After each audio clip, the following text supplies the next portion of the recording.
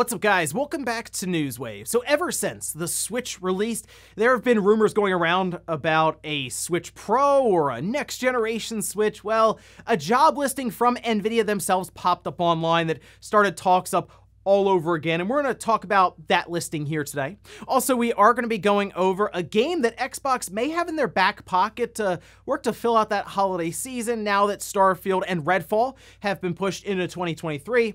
And we're also going to be going over that showcase from yesterday, the one from 505, as it appears to have underwhelmed online. Guys, if you enjoy these videos, make sure you hit that like button, helps out a ton. And if you're new here to the SpawnWave channel, make sure you subscribe down below and ring that notification bell so you can keep up to date with all the uploads here on the channel. And we're going to start today with Game Pass for the month of May. We can head over here to news.xbox.com. They have a nice card at the top here showing off all of the games. Ones that are already available, that'd be Her Story, it's on PC. Jurassic World Evolution 2, cloud, console, and PC. Then we have Little Witch in the Woods, that's game preview through console and PC. Skate through EA Play on the cloud. I'm curious how that one's gonna play on like your smartphone, but there you go, you can try it out if you want. Then we have Umurangi Generation Special Edition, cloud, console, and PC. Moving up to May 19th, Farming Simulator 22, cloud, console, and PC. Vampire Survivors, that's on PC, ID at Xbox. May 24th, we'll have Floppy Nights, cloud, console, and PC. Hardspace Shipbreaker, that's on PC, ID at Xbox. And then Sniper Elite 5, this is happening May 26th, and this is one of the big day one releases that's been built up here for a bit. That's console and PC. Moving up to May 27th, we have Cricket 22 on PC, and then Pac-Man Museum Plus, cloud, console, and PC. We generally have games leaving each month, and on May 31st, we have a list here: EA Sports NHL 20, Farming Simulator 19, Knockout City, Resident Evil 7 Biohazard, which appears to be like the big game that's leaving here this month, Spellforce 3, Super Hot, Mind Control Delete, and Yes, Your Grace. Overall, looking up and down the list, nothing too massive here for the month, but it is nice to have something like Sniper Elite just drop in day one so you can just pick it up on Game Pass. And I have been looking at Jurassic World Evolution 2 here and there, so nice to see I can just pick it up on Game Pass and try it out. Also, it looks like the premature announcements for games continues on because these studios need to hire talent, so they do that by making announcements way in advance, which this one you can see. This from Techland saying, "Are you ready to begin a new thrilling journey with Techland? We are hiring for the unannounced AAA open world action RPG in a fantasy setting." And they have a link there where you can check out all the different job offers. And you know what? That's kind of cool to see Techland do an open world action RPG in a fantasy setting. They're trying to be as specific as possible while still being very vague.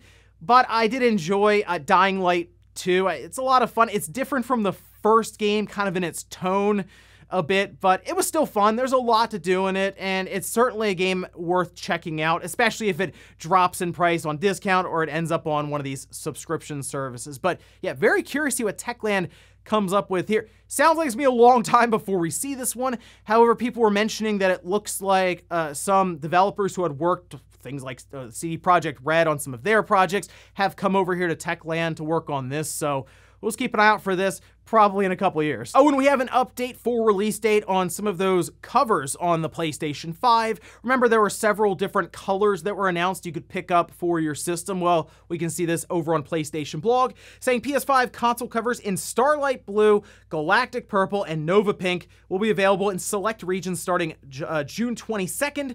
Early access for customers in US, UK, France, Germany, Belgium, Netherlands, and Luxembourg is available through direct.playstation.com from June 17th. So it's finally time to make the move on Galactic Purple.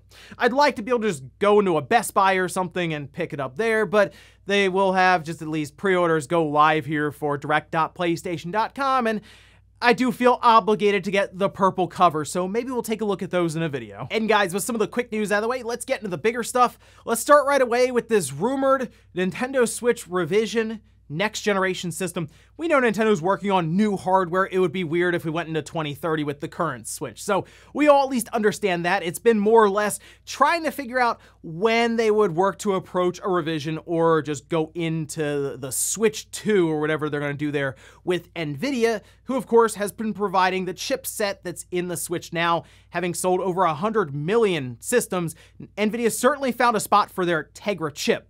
But this article popped up and seemed to get people talking once again about what's next for Nintendo with their Switch lineup.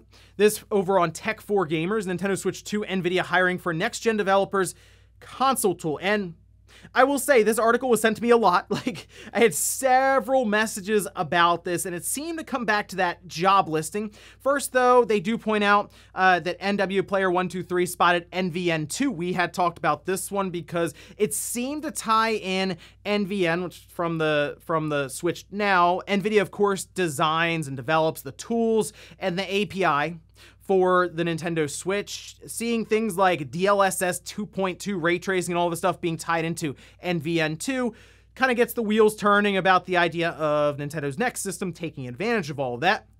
But then we have this job listing that was also popped up and was pointed out as it went live earlier in the week. This was for a game console developer tools engineer. Specifically, I mean, it's from NVIDIA. And about the job, it says, are you passionate about 3D graphics, GPUs, and low-level, close to the hardware programming? Have you ever dreamed of helping bring video games to life? Do you want to work with a fast, agile, and experienced team? Are you ready to move at the speed of light? NVIDIA is looking to hire a deeply technical, creative, and hands-on software engineer to pioneer the next generation of graphics developer tools for game consoles. You will work with the NVIDIA graphics tools team to build tools that enable developers worldwide to harness the full power of NVIDIA GPUs. We are looking for a low-level programmer to help us provide the best possible experience for game developers seeking to debug and optimize their games. Now, the reason this listing caused so much conversation has to do with the fact that it says game consoles, and like, we know NVIDIA works on one game console specifically, and that's the Switch, but I guess you could technically say game consoles because there's the Switch OLED. There are multiple versions of that Tegra X1 now where they work to shrink it down some, and that's how we ended up with better battery life and the ability to have something like the Switch Lite. So you would assume, okay, they're going to be creating tools for the next chipset that, yeah, is most likely getting close to the end where it will release, since we're pretty far now into the Switch's life. Bringing the fact that they mentioned low level, which, if you remember, we did that video with MVG where he talked about NVN2, saying that the tools and the development gets pretty close to the bare metal on the Switch, basically meaning, yes, they will give you as much as they can from that Tegra chipset, since they are developing tools specifically to it with the Switch. This being the main way it's possible to see things like Doom run off of a handheld. Or think of larger games that are like those impossible Switch ports. The Witcher 3 being a great example, as Saber Interactive did an entire deep dive as to how they made this happen and cited the development tools quite frequently. But all that said, do I see this listing from NVIDIA as absolute proof that, wow, they're working on tools for the next Switch?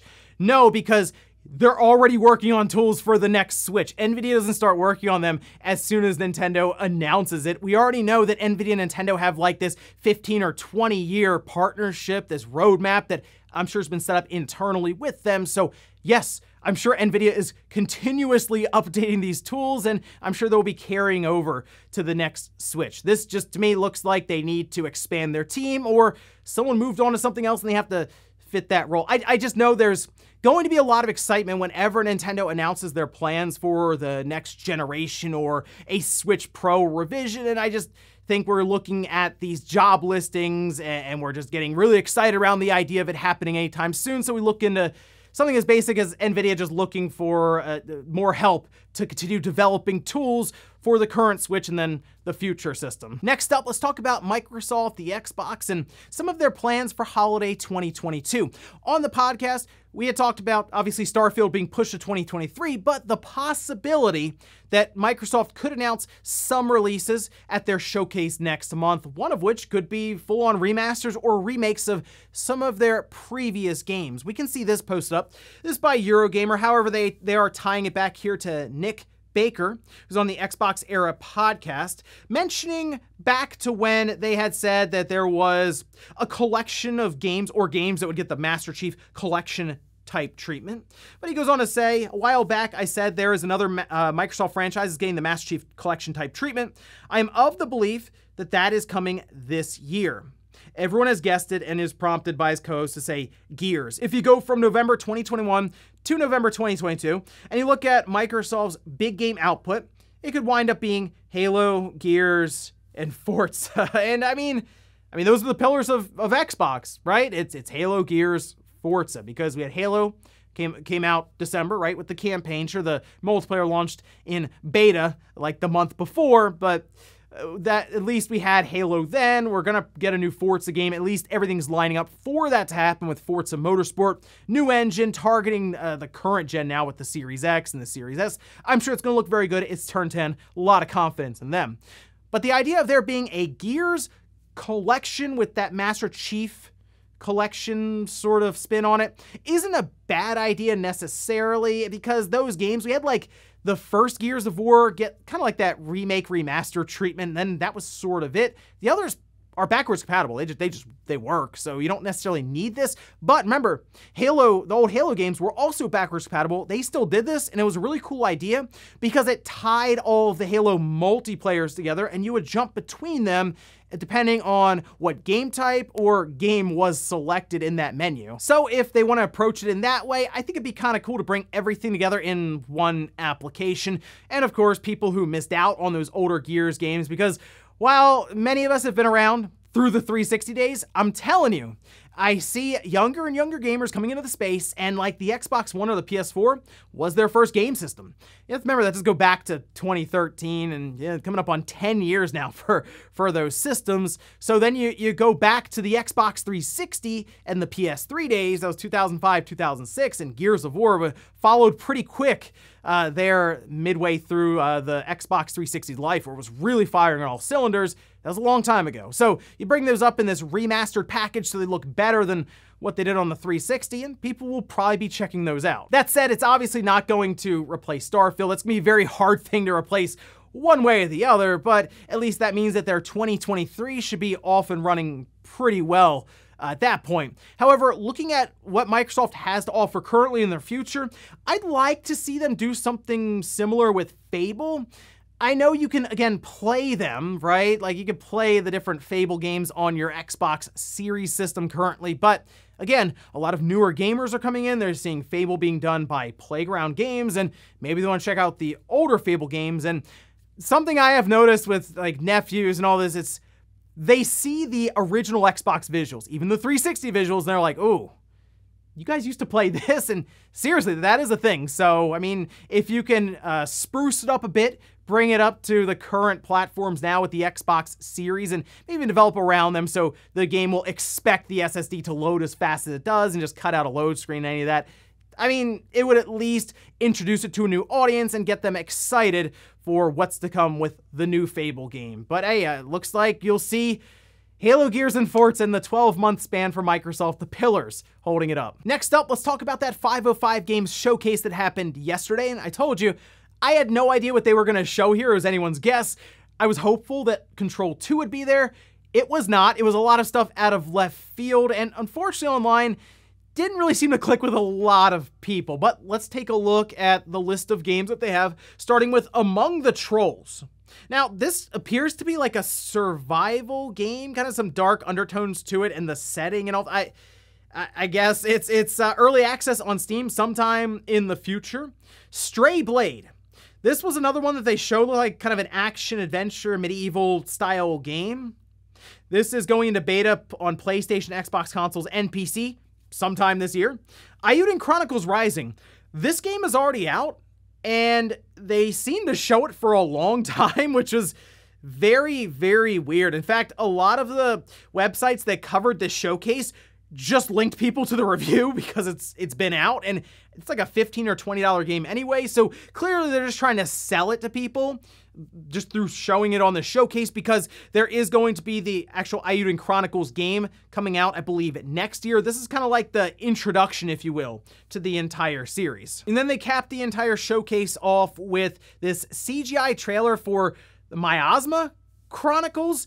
And I don't really know what we're looking at here. It's by Mutant Year Zero developer, the Bearded Ladies, and it appeared to show, it looked like a guy in his robot, and he had like this glove on and was trying to pull something out of, I don't know, some sort of creature or plant or something there. And again, I'm not really sure what we're looking at here. It's definitely not something that had the impact I think that they were hoping it would when they capped it off as their one more thing. And that's just overall what I saw with this presentation. It's 505 Games' first showcase, and as I've mentioned before, one really good announcement can basically make up for an entire lackluster showcase. So if, for example, the last thing they showed was Control 2, a game that people are looking forward to finding out more about, it would probably be a really good showcase to a lot of people. But who knows, maybe the Miasma Chronicles ends up being really interesting, but they'd have to show a bit more than what they did here.